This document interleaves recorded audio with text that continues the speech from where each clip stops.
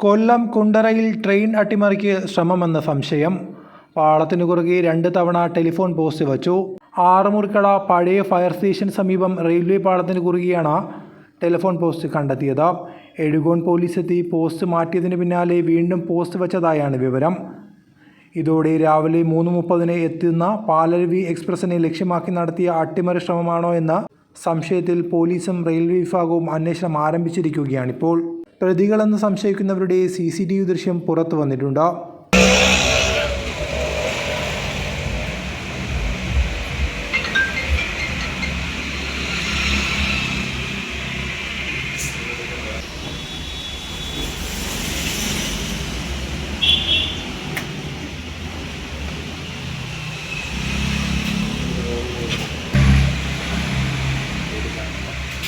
CCTV ദൃശ്യത്തിലുള്ള 2 യുവാക്കളെ police അന്വേഷിച്ചു വരികയാണ്. രാത്രി 2 മണിയോടെ സംശയാസ്പദമായ രീതിയിൽ ഇവരെ കാണുകയായിരുന്നു.